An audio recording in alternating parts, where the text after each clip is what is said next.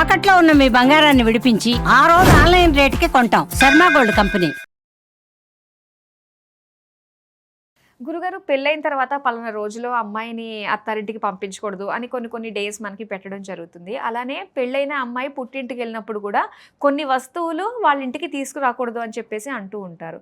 అది తీసుకొస్తే భర్తకే చాలా హాని జరుగుతుంది అని చెప్పేసి అంటూ ఉంటారు. ఆ వస్తువులు ఏంటి, ఎందుకు తెచ్చుకోకూడదు అన్న విషయాలు తెలుసుకోవాలనుకుంటున్నామండి. మంచి మాట నాన్న. పుట్టింటి నుంచి ఏం తెచ్చుకోకూడదు, అత్తంటి నుంచి పుట్టింటికి కూడా తీసుకెళ్ళకూడదు కొన్ని ఉంటాయి. ఏంటి అంటే గృహఛిద్రాలు, ఇంట్లో ఉండేటువంటి ముఖ్యంగా లోటుపాట్లు, భార్యాభర్తల మధ్య ఉండేటువంటి గొడవలు, అత్త కోడల మధ్య ఉండేటువంటి సమస్యలు, ఇంట్లో ఉండేటువంటి లోటుపాట్లు పుట్టింట్లో చెప్పకూడదు. అలాగే పుట్టింట్లో లోటుపాట్లు అత్తగారింట్లో చెప్పకూడదు.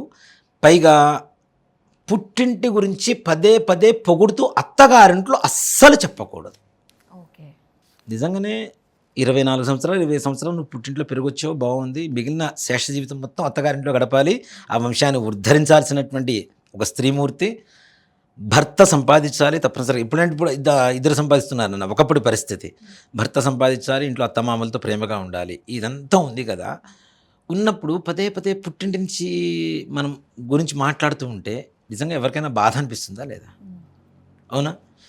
వీళ్ళ సొమ్ము తింటూ పుట్టింటి వాళ్ళ గురించి గొప్పగా చెప్తారు. మా ఇంట్లో అట్లా, మా ఇంట్లో ఇట్లా, మా ఇంట్లో ఇట్లా అంటే ఎవరికైనా బాధేస్తుంది. అది ఎప్పుడు కూడా సంసారానికి చేటు.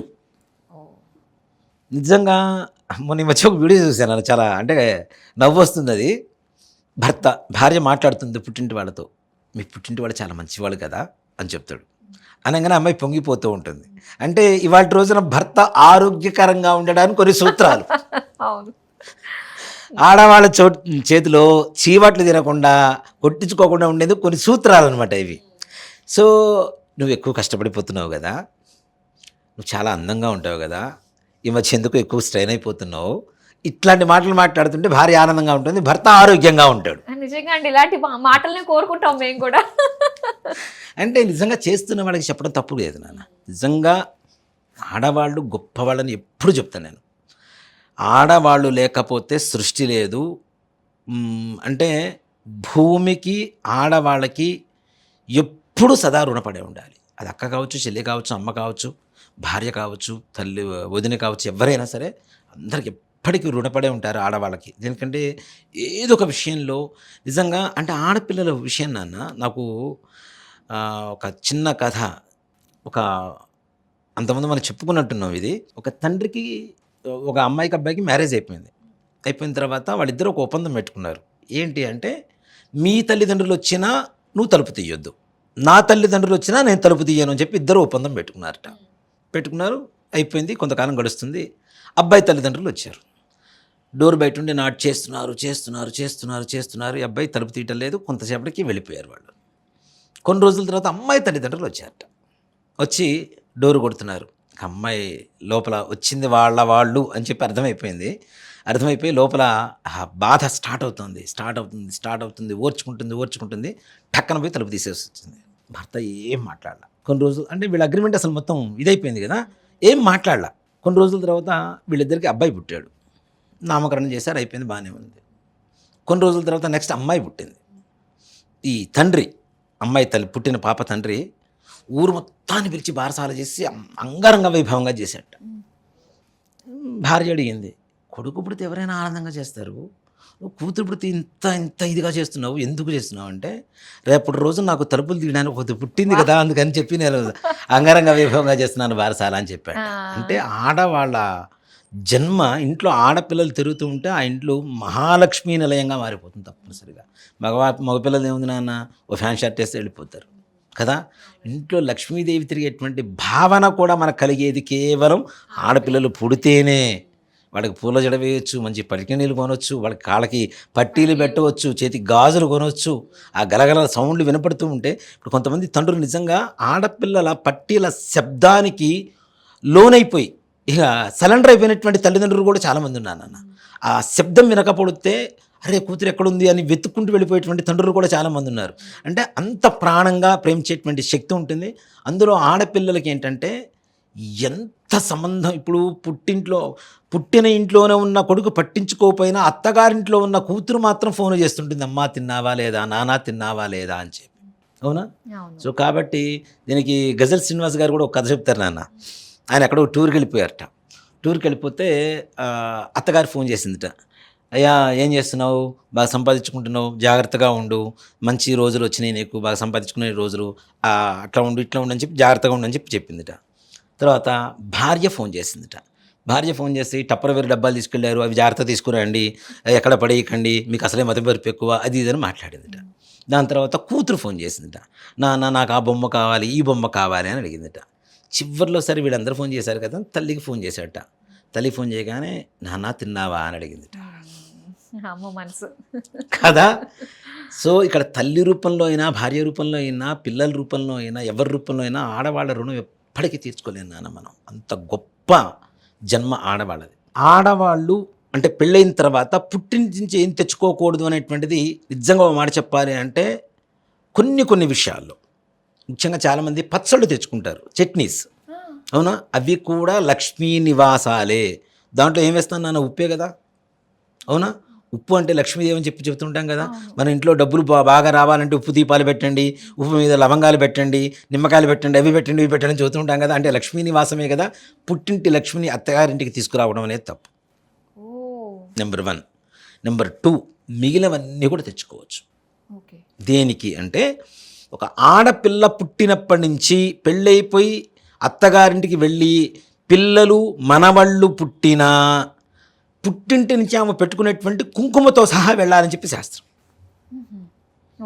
పెట్టుకునే పూలు, పెట్టుకునే బొట్టు, వాడుకునే వస్తువులు, నగలు ప్రతి ఒక్కటి కూడా పుట్టింటి వారే పంపించాలి అనేటువంటిదే శాస్త్రం.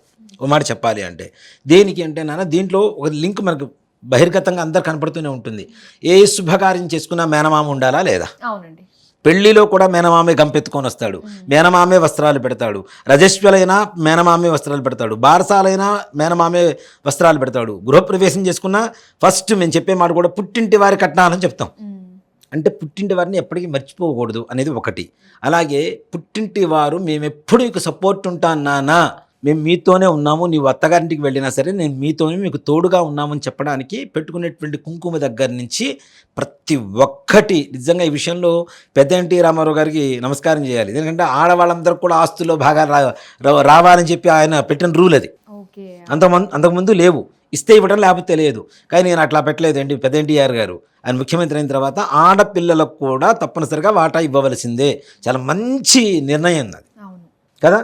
కాబట్టి అక్కడి నుంచి నిజంగా అందరికీ వస్తున్నాయి, అందరికి వాటాలు వస్తున్నాయి. తప్పనిసరిగా వాళ్ళు కూడా సంతకాలు పెట్టాల్సిందే, అమ్మాలి అన్నా కొనాలన్నా ఏదైనా చేయాలంటే తప్పనిసరిగా సంతకాలు పెట్టాల్సిందని చెప్పి ఒక ఇది తీసుకొచ్చారు, రూల్ తీసుకొచ్చారు. సో కాబట్టి పుట్టింటి నుంచి ఏమేమి తెచ్చుకోకూడదు అంటే చీపురు ఒకటి తెచ్చుకోకూడదు, ఉప్పు తెచ్చుకోకూడదు, మిగిలిన వస్తువులు ఏమున్నా తెచ్చుకోవచ్చు నాన్న, దాంట్లో ఏ రకమైనటువంటి సమస్య లేదు. కుంకుమ తెచ్చుకోవచ్చు, పసుపు తెచ్చుకోవచ్చు, అలాగే వస్త్రాలు తెచ్చుకోవచ్చు, నగలు తెచ్చుకోవచ్చు.